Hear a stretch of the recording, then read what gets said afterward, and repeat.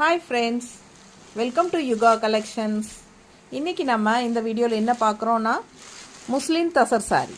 ஓகேங்களா, சூப்பரான சாரீ, முஸ்லீம் தசர் சாரீ, டிஃப்ரெண்ட்டான ஃபேப்ரிக்கு பாருங்கள். இது வந்து உங்களுக்கு பாடி பார்ட் வரும் அண்ட் ஆல்சோ இது வந்து பல்லு பார்ட்.